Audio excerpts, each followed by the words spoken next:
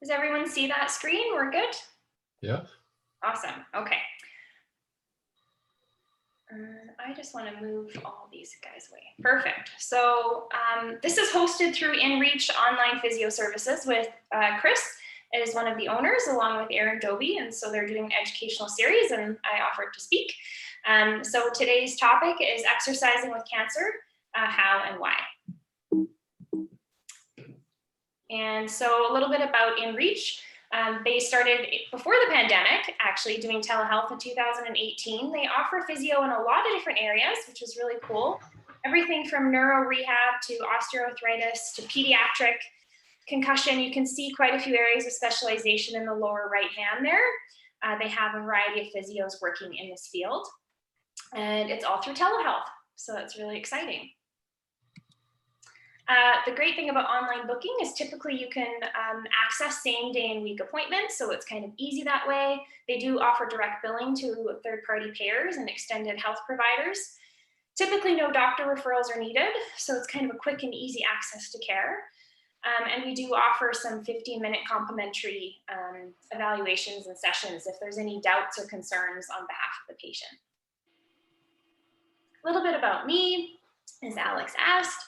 My name's Nadine, and I did a Bachelor's of Science at UBC, and then I did my Master's in Physical Therapy. I'm a Pink and Steel certified therapist. That might not mean much out here, but in New Zealand, that's the certification body for oncology. So I've done the coursework to be an oncology specialized physio. And I'm very passionate about exercise as medicine. I think it's a word now or a phrase we throw around a lot, but I'd like to understand it better.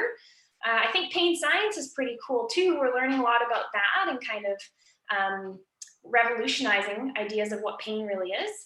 And I'm really passionate about building resiliency, which is when we can kind of, solve problems and help ourselves. I think that's a really empowering thing for people to experience. My hobbies since COVID is sourdough baking, lots of working out, barbells and kettlebells, some cycling, and ocean dips. And I am a cancer rehab physio in clinic, in addition to offering the telehealth services through InReach. And in clinic, I work at Tall Tree Health in Cordova Bay, and it is a pretty special building. So I feel pretty lucky to work in a space where I stare at the forest and lots of windows. So if you're ever in Victoria and like to see me in person, that's where I am, but telehealth is another great option if you're not around. I have a website as well, and I'll be referencing this a little bit today just because it's a resource hub where I do post a lot of things like the PDFs and stuff that you might want access to or videos. It's thecancerphysio.com. There's exercise plans and lots of rehab advice and lots of content. There is blogs and videos and so on. I'm on Instagram for those of you who like social media. Twitter as well, not as active, but there's just a few different ways we connect and can connect, however works best for you. So today's agenda, we are going to meet some characters, okay? To start off on a fun note, we're gonna explore some key concepts in exercise as medicine. We're gonna talk a little bit about where to start and just what the role of a PT is. Hopefully we'll be done by 6:30 and then there will be a Q&A. So feel free to type in or ask any questions that you may have. The goal for today is to understand why exercise is medicine. If we understand why something works or why it's valuable, we tend to be more interested in it. And then how to get started with cancer rehab. So our first character of the three is Harry Hadfield. His diagnosis is he's a moon visitor. So he's about to go into space and visit the moon. His goals are to prevent muscle loss, prevent bone loss, manage space fog, and manage fatigue. So space fog is kind of like baby brain or chemo brain. It's a cognitive change that can occur through certain environments. So they know that astronauts also undergo space fog, cognitive changes to the brain due to the demands of space. Our other character is Sassy Samantha Salsa. She has stage 2 breast cancer, and she too has goals of preventing stiffness post-operative and post-treatment, whether that's radiation-induced, whether that's the surgery that she's going to have, or whether that's associated with chemotherapy. She might have symptoms of some sort. She's also interested in managing pain, managing fatigue, which is the single most reported symptom associated with cancer. She's also interested in preventing muscle and bone loss and managing chemo brain, which sounds similar to space fog or baby brain, cognitive changes that can occur due to the chemo. And then we've got Tom the Tool Man, and he has stage 3 colon cancer. His goals are to maintain his weight, because he might be prone to some weight loss, manage pain, manage fatigue, prevent muscle and bone loss, and manage chemo brain. So we're starting to see a bit of overlap. What do these 3 characters have in common? Whether they're astronauts or people with cancer, they all undergo direct hits. Now, this direct hit can be chemotherapy or treatment, but also can be, in the case of an astronaut, just reduced gravity, which means all of a sudden you're in an environment that's physiologically really challenging and you see a lot of impact. And that's not that different than some of these treatments that cancer patients, people with cancer can undergo. The physiological impacts are loss of bone mass, loss of muscle mass, aerobic decline, difficulty moving, whether you're in a spaceship, or difficulty moving due to the fatigue, and cognitive changes, like we talked about, chemo brain or space fog. So there's a fair amount of overlap in physiological impacts between astronauts and cancer patients as well. The good news is that all benefit from exercise. The interesting thing is that if you were an astronaut, before you go into space, you're likely going to undergo months of physical conditioning and exercising, a strict exercise plan when you're up in space, and months of exercise and physical conditioning upon return. So why is it that cancer patients aren't undergoing such a treatment? I'll be asking questions throughout, just allowing you guys a few seconds to think, because sometimes in presentations we want to consolidate, and it takes time in the brain to do that, and usually you walk away understanding maybe 1%. So sometimes I'll allow you guys to kind of think a little bit about some of the probing questions that I'll ask. So to start with some of the key concepts, because now we've met some characters, it's the immune system. And we know the immune system is extremely complicated. And we can see here in this very simple and outdated diagram what the immune system looks like. It's probably now, with current science, even more complex than this that we can't even fathom. We know that there are immune cells, and there are also chemical mediators. And I'm going to use that word chemical mediator a little bit in the next few slides. These are just chemicals that have effects in the immune system, and they can interact with other things. We know that all in all, an immune system attacks foreign things, and it is a defense mechanism. The circle cells here are immune cells, and the squares are chemical mediators.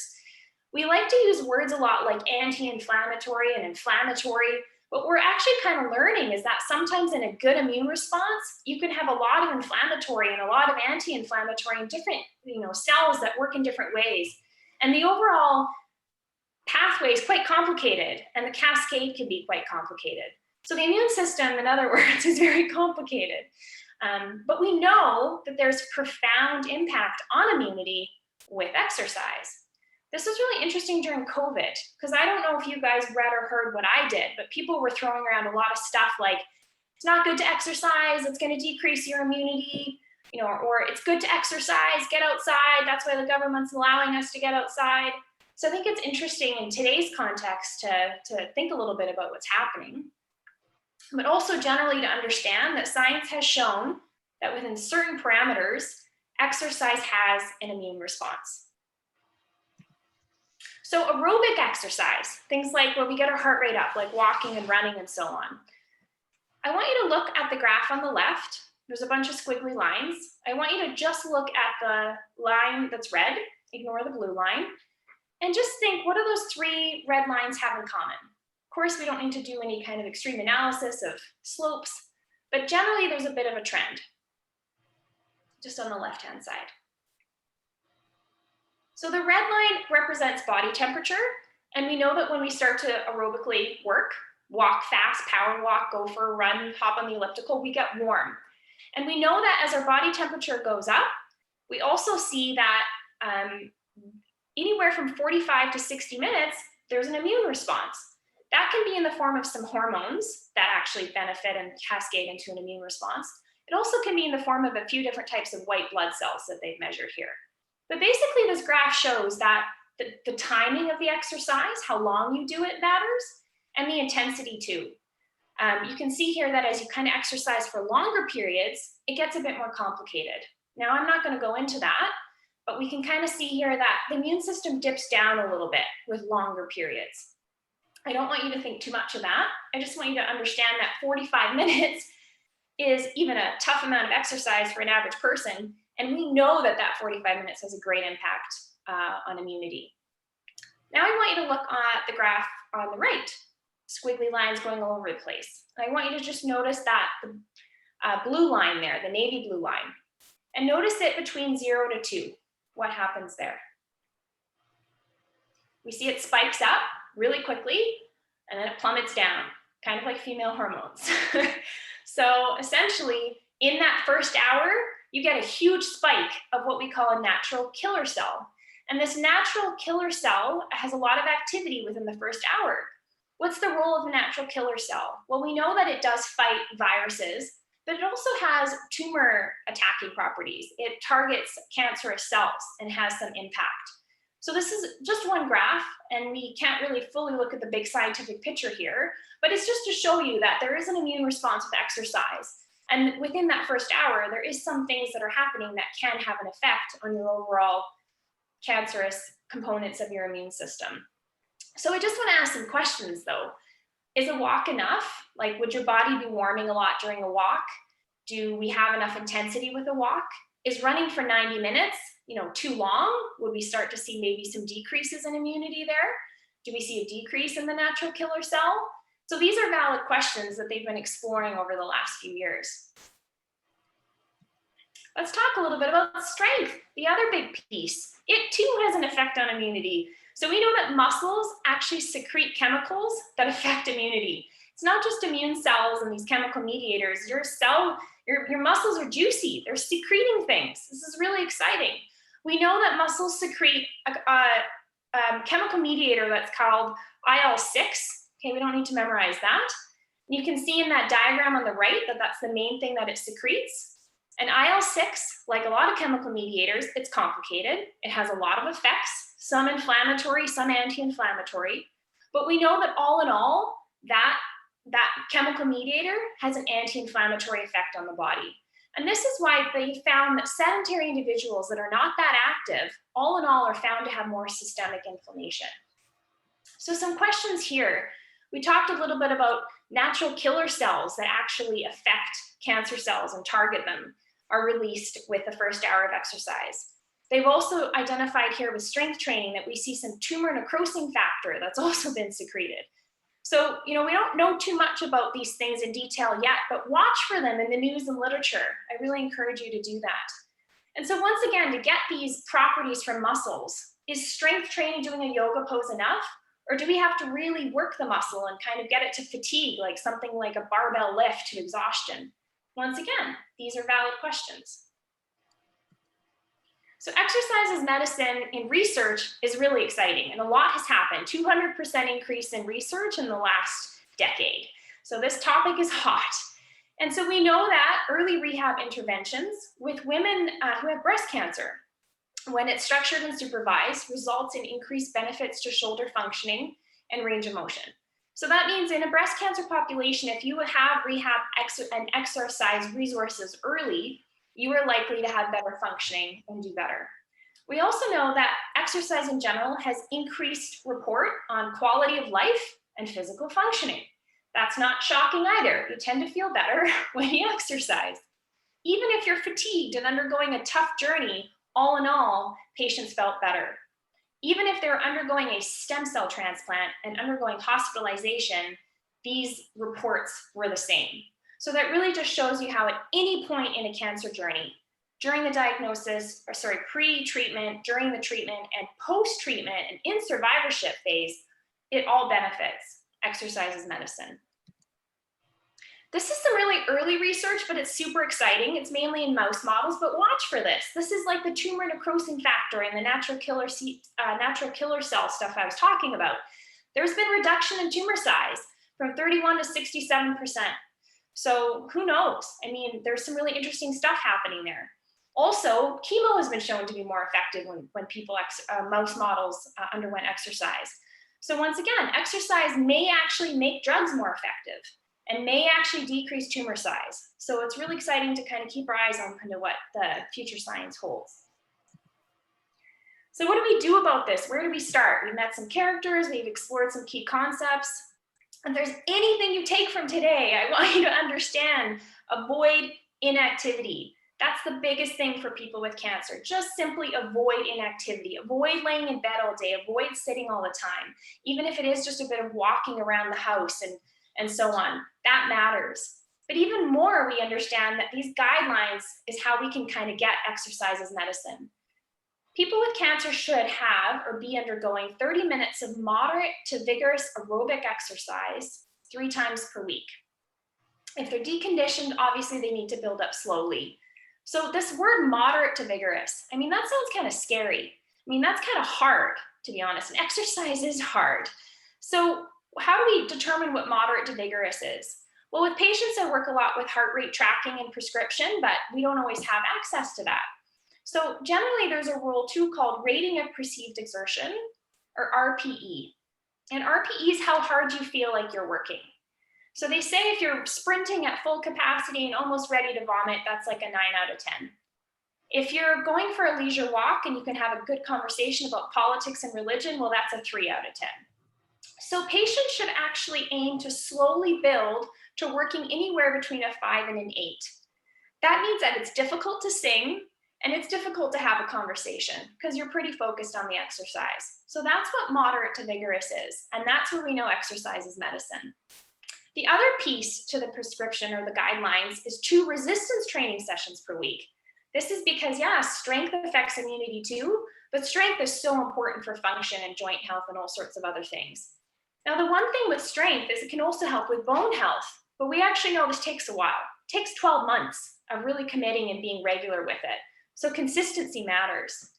The really exciting thing they released in the last 6 months that I love is the very last line. Supervised progressive strength training does not exacerbate lymphedema. There's been a lot of talk and concern in the lymphedema community for a while now that if you have swelling or you have lymphedema, you don't want to flare and maybe you shouldn't exercise. They really know now that all the benefits of exercise outweigh any short-term changes in swelling, that all in all lymphedema in its severity isn't affected. So just to continue with where to start, I created a decision-making rubric, and this just helps patients understand if they have different symptoms, different types of cancer, if they need medical clearance, and if they need medical clearance, who can provide it. A physiotherapist or a doctor can provide the medical clearance, but in some cases you want to check in with your doctor. This decision-making tool is available on my website. It's free to download. Use it however you want, as much as you want. I've been trying to get this circulating just so that we can get people moving, but get people moving safely.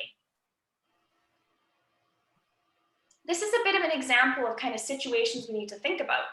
So if you're someone with cancer and you're about to exercise, you should check your temperature, you should check your heart rate, and you should check your blood pressure. Because if you're running a fever more than 38 degrees, it's recommended that maybe that might not have a positive immune response and you shouldn't exercise that day. You can see a bunch of blood cell stuff there, hemoglobin, neutrophil, platelets. So you should be getting complete blood counts regularly just to make sure that your immunity is in the right place and it's safe for you to exercise. There's other stuff in the bottom there with heart rate and blood pressure. So same thing, just kind of, if anything's kind of out of the norm, you should flag that and then touch base with your doctor or physiotherapist. Also, if there's extreme fatigue or increased nausea, then it's recommended that that day maybe you don't exercise. So what's the role of a physio? Well, it's not for everyone. If you go through that decision-making rubric and you're clear and you don't have a fever and your heart rate and blood pressure are fine, I recommend you get started today. But in the case of some physical setbacks, maybe some symptoms such as pain, joint dysfunction, lymphedema, post-treatment complications like frozen shoulder I see a lot of, or fibrosis, kind of complications from the radiation, then, or neuropathies, that's another big one, then maybe it's worth touching base with a cancer physio. The other role that a physio can really help with is just safe exercise prescription. You can see from this presentation that exercise is medicine, which is really exciting, but there is a couple kind of guidelines and things that you just want to pay attention to, just to make sure that that program is safe and tailored to the individual. And we also know that supervised exercise works. I mean, we've all been there. We've all been in a class. People love Peloton. When you've got a coach, you've got support, you've got someone making you work through those slip ups, you just get better results. And so that's something that a physio can offer as well. So what are the key messages from today? If anything I want you to take after all my blabbing, exercise produces an immune response. That's pretty cool. Exercise helps physical function and well-being. The timing of rehab matters. We know that if you get to, let's say an example, a breast cancer patient, you give them rehab and you give them exercise before treatment, they're going to be able to get their arm into the position they need for radiation. So those resources and having a plan, it matters. The cancer journey changes, so have a plan. Clinical guidance may benefit in certain cases, such as that of a physio or medical clearance from a doctor. Get clearance if needed, like we talked about. If not, start today. And astronauts and people with cancer that are fighting it are both heroes. I think that's one of the big take-home messages for sure. So today's goal was just to understand why exercise is medicine and how to get started. Much thanks to the cancer community, locally, nationally, globally, for providing support services and pushing the frontiers of research. Really exciting stuff happening. This is just an article I was published in our provincial magazine quite a few months ago, but at the bottom there is just some of the references that I used in this presentation. I'm now going to stop sharing and go back to the gallery, and you're free to ask any questions.